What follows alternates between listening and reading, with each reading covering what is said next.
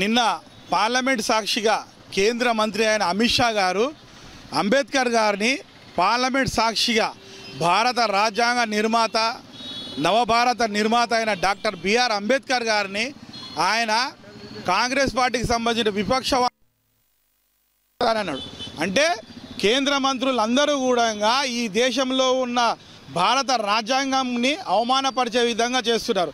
అంటే భారత రాజ్యాంగం వీళ్లకు ఇష్టం లేదన్నది పార్లమెంట్ సాక్షిగా తెలిసిపోతుంది.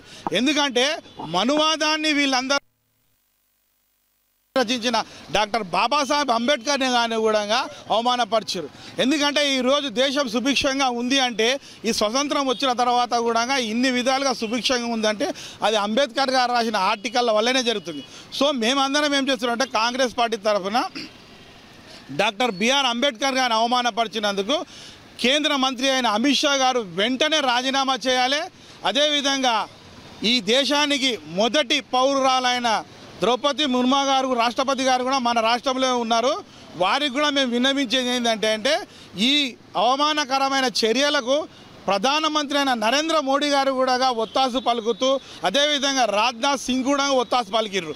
ఈ విధంగా చేస్తున్నందుకు దేశంలో ఉన్న మనువాద శక్తులైన ఆర్ఎస్ఎస్ ముసుగులో ఉన్న బీజేపీ వాళ్ళందరూ భారత రాజ్యాంగాన్ని భారత రాజ్యాంగంలో ఉన్న ఆర్టికల్స్ అన్నీ నిర్మూలించాలనే ఒక ప్రయత్నం చేస్తున్నారు. ఈ ప్రయత్నాన్ని విపక్ష పార్టీలలో అగ్రగాడైన మల్లికార్జున ఖర్గే గారు రాహుల్ గాంధీ గారు వీటినన్నిటి అడ్డుకుంటుంటే వీళ్ళని అవమానపరచడమే కాకుండా భారత రాజ్యాంగాన్ని అవమానపరిచే విధంగా చేస్తారు.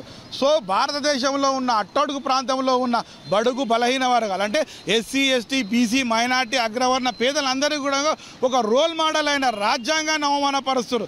సో మేమందరం ఏంటంటే రాష్ట్రపతి గారిని కూడా ఒక డిమాండ్ చేస్తున్నాము. ఇమీడియట్గా కేంద్ర మంత్రులందరినీ క్యాబినెట్ నుంచి బర్తరఫ్ చేయాలి, వాళ్ళు రాజీనామా చేయాలి. అదేవిధంగా నరేంద్ర మోడీ గారు కూడా దేశవ్యాప్తంగా ఉన్న పార్లమెంట్ సాక్షిగా పార్లమెంట్ ఎదుట వీళ్ళందరికీ క్షమాపణ చెప్పాలని చెప్పి కాంగ్రెస్ పార్టీ తరఫున ఎస్సీ డిపార్ట్మెంట్ తరఫున మేమందరం డిమాండ్ చేస్తున్నాం.